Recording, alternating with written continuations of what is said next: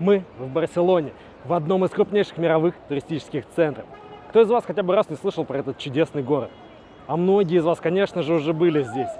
Сегодня давайте откроем его вместе. Погнали!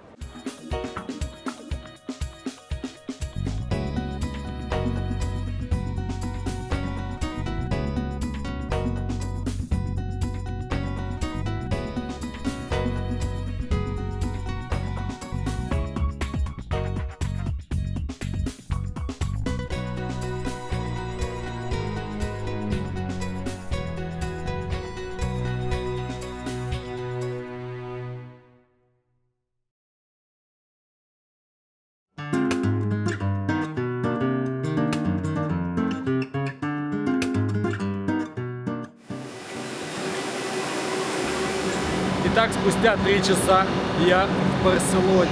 Сейчас бегом в отель, бросаем вещи, моемся, переодеваемся и вперед смотреть город. Кстати, железнодорожные пути в Барселоне, в центре Барселоны, идут под землей. Мы приехали на подземную станцию.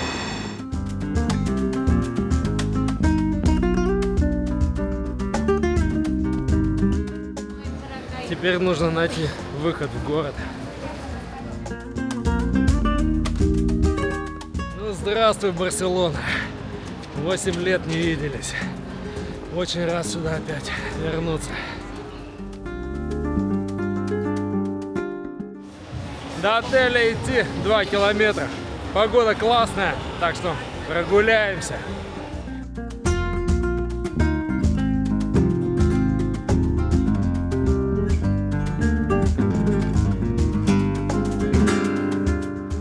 Решил не заморачиваться и остановился в том же отеле, что и в Валенсии. Зенит, Барселона. Сейчас 11 вечера. Идем гулять по ночной Барселоне.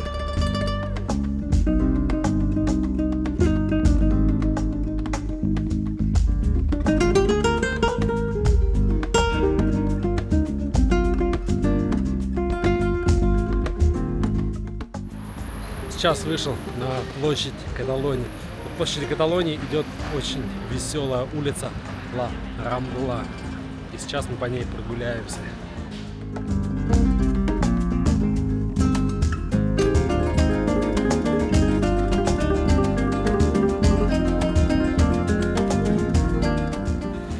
Раньше здесь как-то повеселее было, сейчас ни одного заведения открытого нет.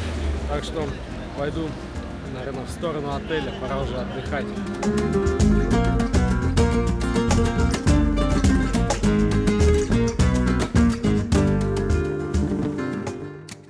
Сейчас 9 утра, и я вышел на прогулку по Барселоне. Сейчас я дойду до площади Каталонии. Именно оттуда отправляются туристические автобусы. Выберу маршрут и поеду знакомиться с городом.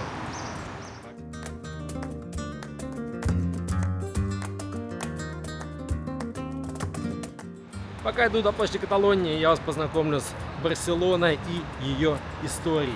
Времени у нас достаточно, так что погнали. Барселона с населением более 1,5 миллиона человек занимает 2-е место в Испании по его численности после Мадрида. Также Барселона является крупнейшим промышленным и экономическим центром, а также столицей автономной области Каталония. И, конечно же, Барселона – это очень важный, очень крупный туристический центр, один из крупнейших в Европе, куда каждый год приезжают миллионы туристов. Барселона находится в 120 километрах южнее Франции и в 500 километрах восточнее Мадрида, столицы Испании.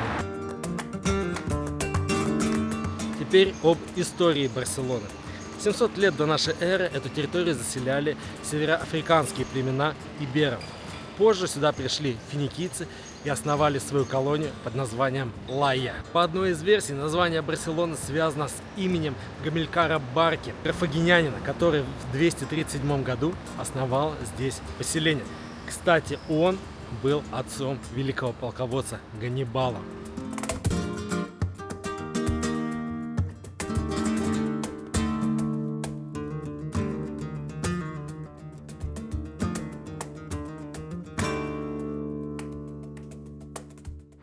Барсино Римская колония, которая появилась в 133 году до нашей эры, когда римляне под руководством Луция Корнелия Сципиона отвоевали это поселение у карфагенян.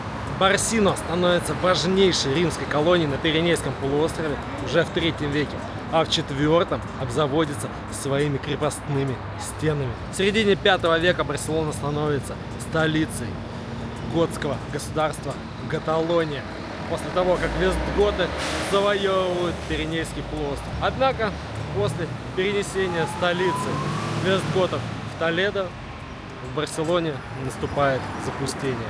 Позже, в 711-713 годах, мавры захватывают Каталонию и Барселону.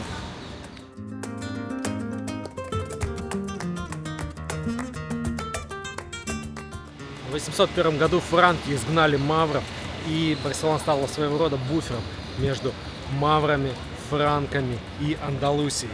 В 985 году войска Аль-Мансура разрушили город. В 988 году Каталония объявляет себя союзом независимых областей во главе с графом Борелем I и столицей в Барселоне, а также окончательно избавляется от мавров. Этот год считается годом основания города Барселона. Итак, мы на площади Каталонии. Это центральная площадь Барселоны. Отсюда начинаются все туристические маршруты. И сейчас мы начнем знакомиться с достопримечательностями города, а также продолжим знакомство с историей Барселоны. На площади Каталонии можно приобрести билет на туристический автобус и отправиться в путешествие по городу. Я думаю, это будет удобнее, чем ходить пешком или ездить на метро. 2 маршрута, красный и синий.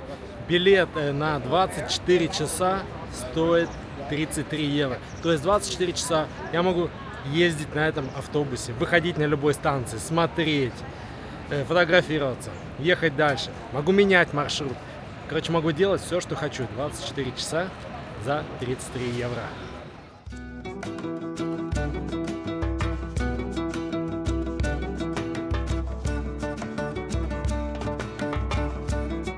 Так, отправляемся в путешествие. Здесь есть аудиогид, в том числе и русский.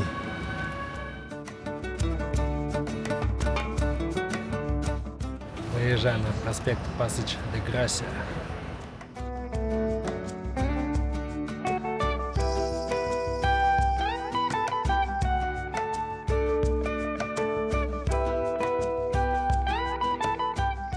Здание работы архитектора Гауди.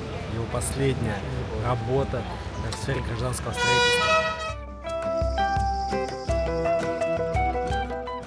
Сейчас едем по проспекту Диагональ. Он называется так, потому что он пересекает город по диагонали. Длина 13 километров. Мы сейчас едем по красному маршруту. Он проходит ниже синего, и одна часть его касается моря.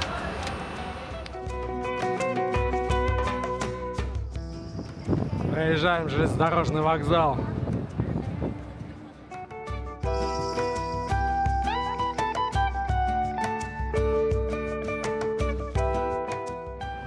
Работа «Женщина и птица».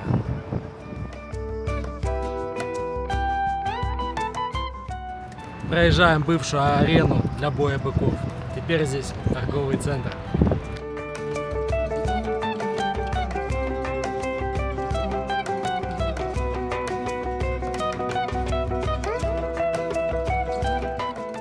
Сейчас мы проехали здание Национального музея искусства, а под ним фонтан Монджуика. Сейчас будем проезжать испанскую деревню. Испанская деревня — это парк-музей, где можно увидеть различные архитектурные стили Испании. Также познакомиться с бытом и традициями испанского народа.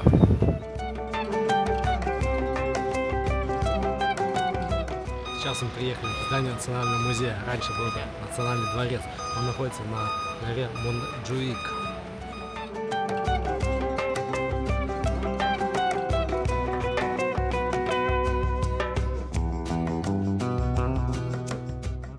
Сейчас проезжаем Олимпийское кольцо. В 1992 году в Барселоне прошли 25-е Олимпийские игры.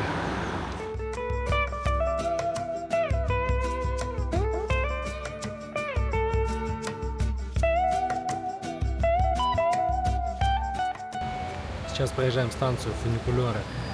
На фуникулере можно легко подняться на гору.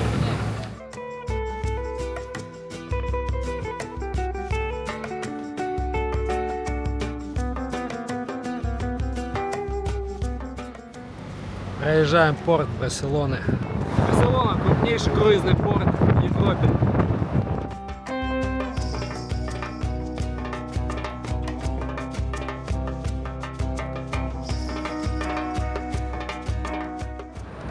Это инсталляция «Морские волны». Здание морского музея.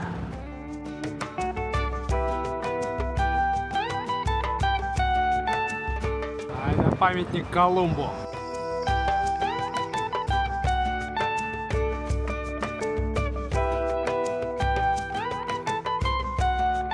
Сейчас проехали центральный почтамт.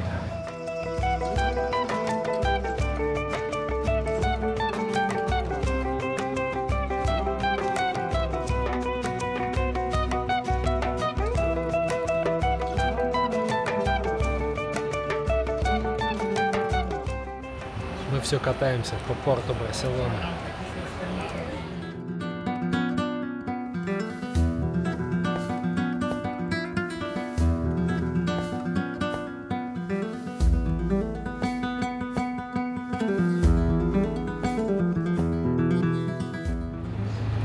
Сейчас проехали склады старого порта.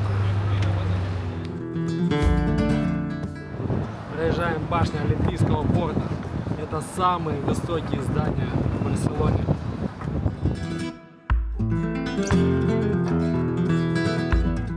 Сейчас остановка в Олимпийском порту. Это новый порт Барселоны.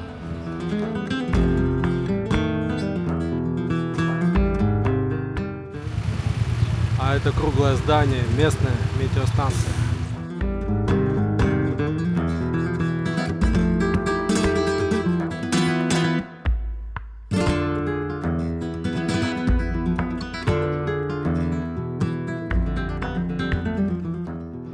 Сейчас у нас остановка на северном автовокзале Барселоны.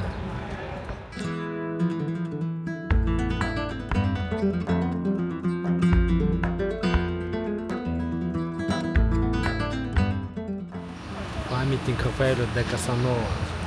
Это был важный политический деятель.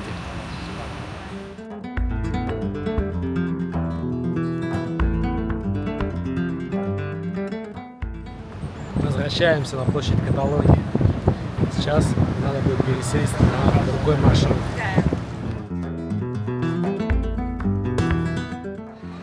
Первая часть экскурсии мне понравилась. А вам? Напишите в комментариях. Ладно, я думаю, надо что-то перекусить, взять попить и двигаться на второй маршрут, на северную синюю ветку. Маршрут.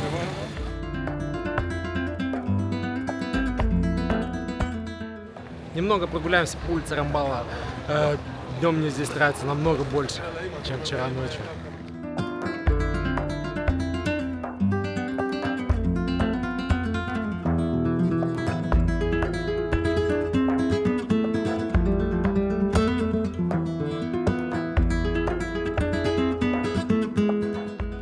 Немного свернем с центральной улицы Рамбала на маленькие туристические улочки Барселоны.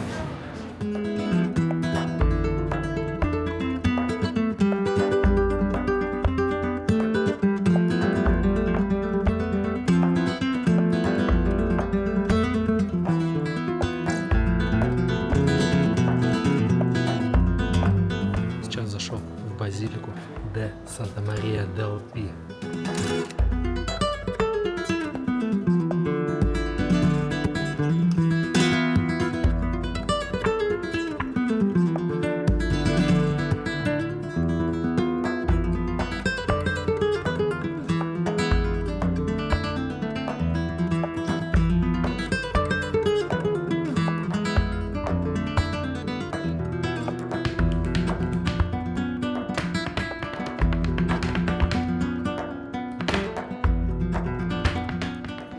Восемь лет назад, когда я первый раз приехал в Барселону, я обедал в этом ресторане. Мне очень понравилось, потому что ресторан находится в старинном замке. что придает особый колорит вашему обеду.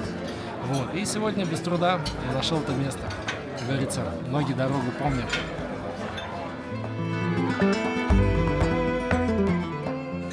Попробуем местного тунца. Вышел мне обед в замке 24 евро. Ну что, попили, поели, пора идти дальше.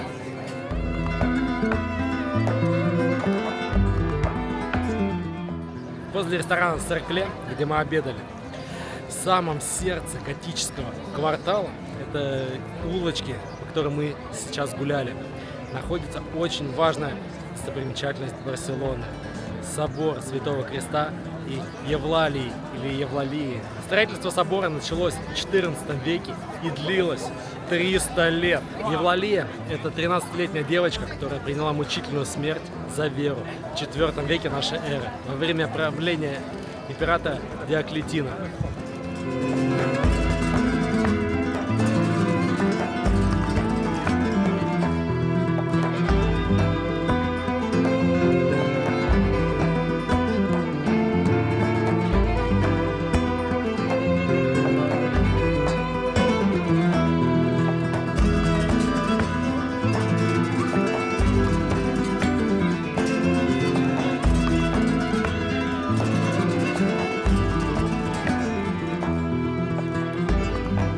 На маленьких узких улицах колорит готического квартала чувствуется намного ярче.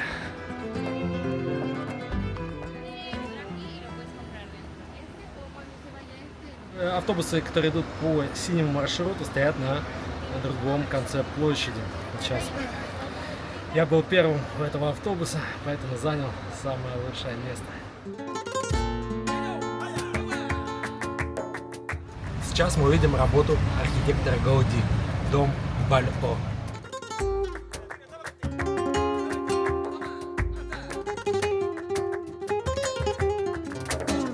Еще один дом работы Гауди. Антонио Гауди. Испанский архитектор, родившийся в 1852 году в городе Риос. Его работы относят к модерну, хотя в них сочетаются различные стили.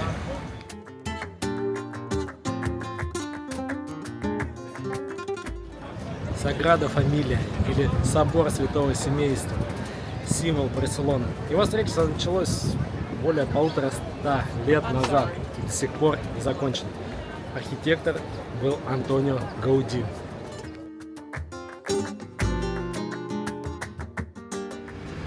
Антонио Гауди всю жизнь был один и полностью посвятил себя архитектуре. Едем в госпиталь Сан-Паулу. Кстати, этот архитектурный комплекс является объектом всемирного наследия ЮНЕСКО.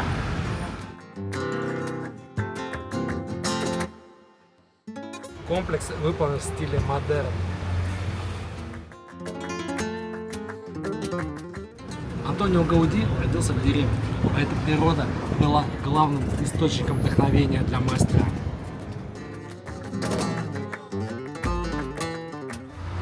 Это красивое здание называется Ла Ротонда. Вышел на остановке Тибудабу. Сейчас будем подниматься на гору. Для этого нам надо пересесть уже на городской автобус. Кстати, проезд стоит 2,5 евро.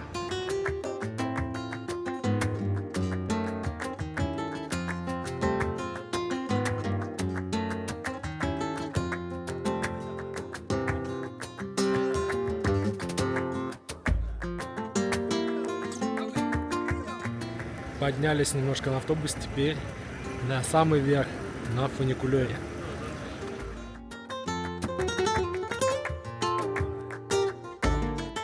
Билет на фуникулер стоит 12 евро. Фуникулер отвезет нас на вершину горы Тибидау. Это самая высокая гора в Барселоне, высотой 500 метров.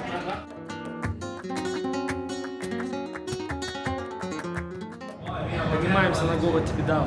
Сейчас мы посмотрим на Барселону с высоты горы. Более 500 метров высоты.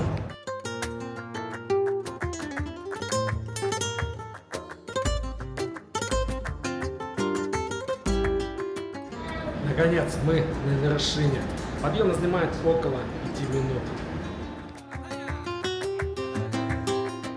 С фуникулера сразу попадаем в парк развлечений. Правда, аттракционы такие детские.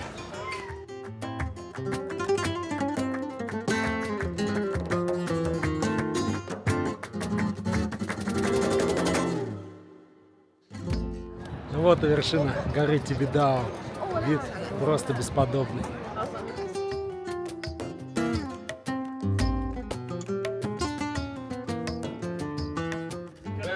Главная изюминка вершины горы Тибидау – храм Святого Сердца, созданный по проекту архитектора Энрико Саньера. Строили это произведение искусства 60 лет.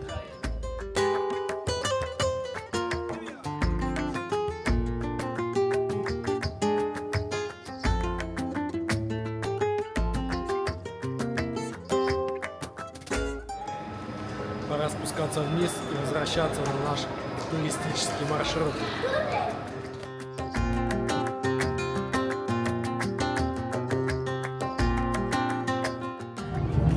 Вниз уже едет полный вагон.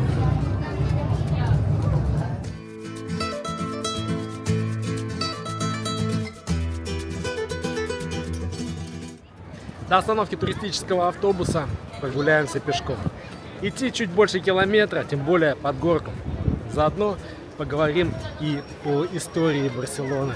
Мы остановились на том, что мавры были изгнаны, а Барселона стала столицей независимой Каталонии в 988 году.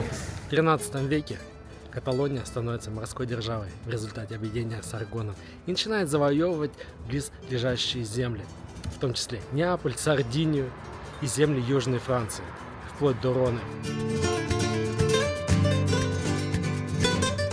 Я так понимаю, здесь находится барселонская Рублевка.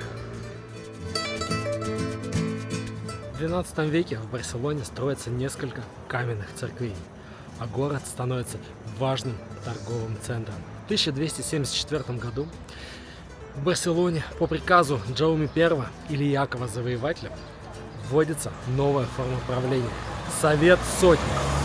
По сути, первый европейский парламент. В 1289 году впервые проходит собрание представителей духовенства, дворянства и гражданского населения, так называемые кортесы.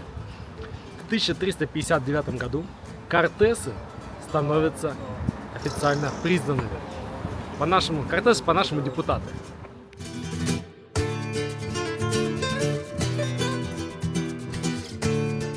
Еврейский погром в Барселоне, в результате которого евреев изгнали из города, произошел в 1391 году.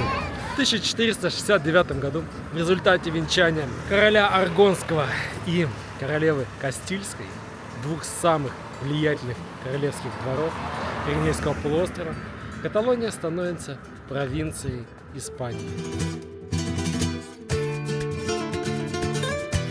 В 1640 году начинается Каталонская война.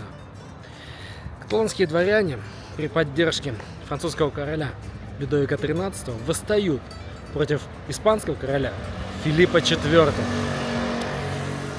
Лишь в 1651 году, через 11 лет, испанским войскам снова удается захватить Барселону. А в 1652 году война завершается поражением Каталонии. В 1778 году Каталония получает разрешение на торговлю с Америкой. До этого проводить межконтинентальные сделки она не могла.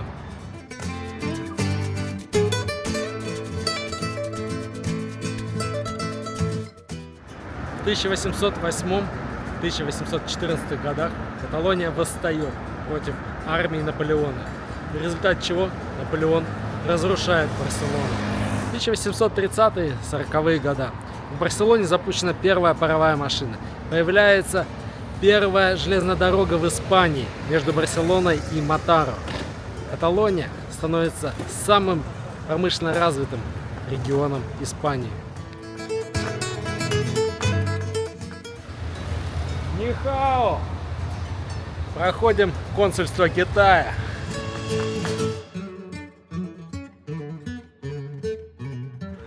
В 1871 году Каталония еще раз пытается получить независимость, но в результате переговоров остается в составе Испании.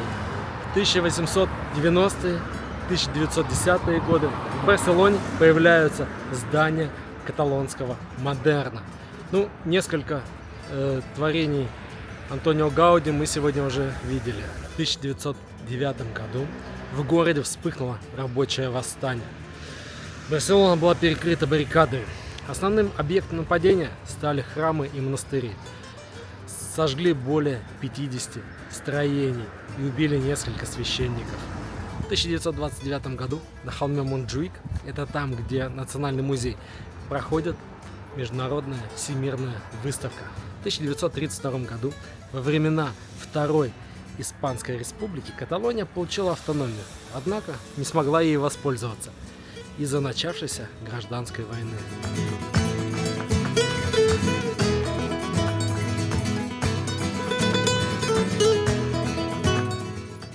В 1992 году в Барселоне прошли 25-е Олимпийские игры. На этом, я думаю, можно закончить знакомство с историей города и вернуться на наш туристический маршрут.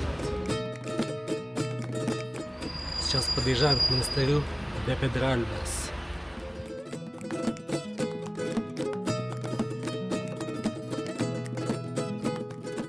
Сейчас проезжаем Барселонский университет. Это первый университет в Барселоне. Сейчас, конечно, их больше. А если точнее, 8 университетов в Барселоне. Сейчас будем проезжать стадион Камп Ноу.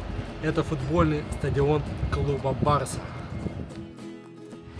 Стадион сейчас на реконструкции. Барса играет на пляже. При стадионе есть музей, где можно посетить раздевалки игроков и даже выйти на футбольное поле.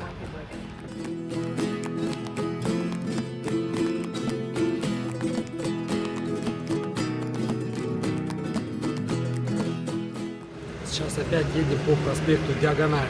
Это тот, который пересекает Барселону по диагонали. Длиной, по-моему, 13 километров.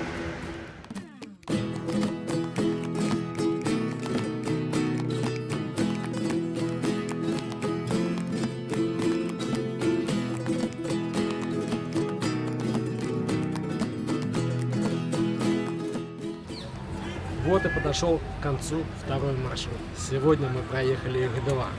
И на это у нас ушел весь день. Сейчас 8 часов вечера. Ладно, пойду прогуляюсь пешочком по центру. На площади Каталонии находится Центробанк Испании.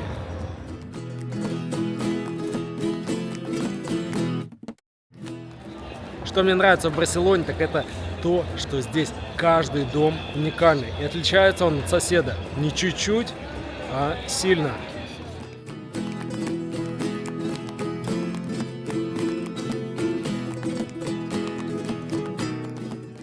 Снова вышел на улицу Рамбла. Сейчас прогуляемся до памятника Колумбу. Взял кокосовый смузи, сейчас попробуем.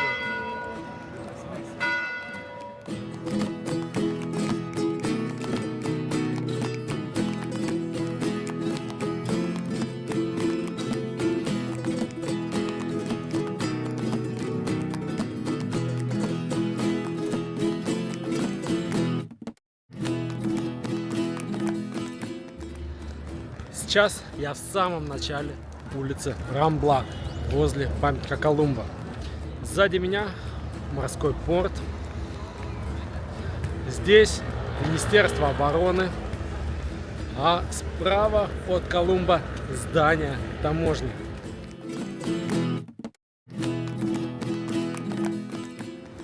А справа от таможни, если смотреть по часовой стрелке, находится морской музей Барселоны. Сейчас посмотрим, что там внутри. По центру стоит здоровенный корабль и по краям еще маленькие лодочки. Барселонская таможня — это просто произведение искусства. А сразу за Колумбом начинается порт. Колумб как раз смотрит в сторону моря. Вот. В порту мы уже сегодня были, когда катались на туристическом автобусе по красному маршруту. Это был первый маршрут. Интересно, где местные рыбаки? Прямо руки чешутся сходить за удочкой. Здесь рыбу ловят только чайки.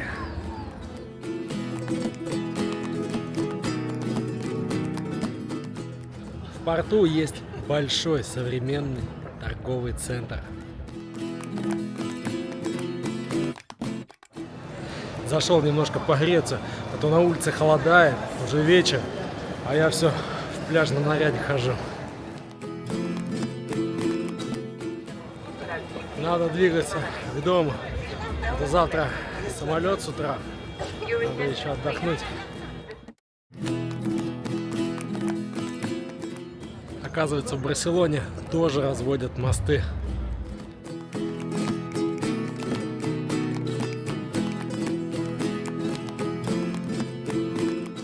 Движение по мосту снова возобновилось.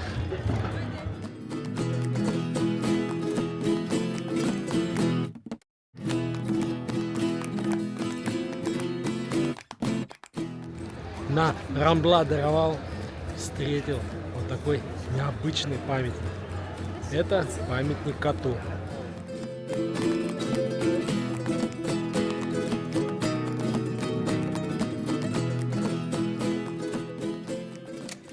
Ну вот, пришла пора прощаться с этим отелем, ехать в аэропорт. Я вызвал такси, использую приложение Cabify. Цена такси до аэропорта 22 евро. Ну, ничего сверхъестественного. Сейчас ждем и погнали.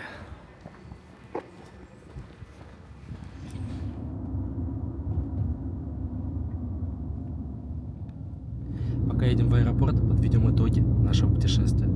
Сперва Ибица. Прекрасный остров с шикарными пляжами и активной ночной жизнью. Потом Валенсия. Красивый, уютный город с очень богатой историей. И в финале Барселона, которая сочетает в себе и красоту архитектуры, и активную ночную жизнь. В каждом городе чувствуешь себя по-разному, и этот набор чувств сохраняется на всю жизнь. Так что, друзья, надеюсь, я смог передать хоть немного эти чувства вам. Больше путешествуйте, будьте счастливы и до новых встреч. Ставьте лайк и подписывайтесь на канал.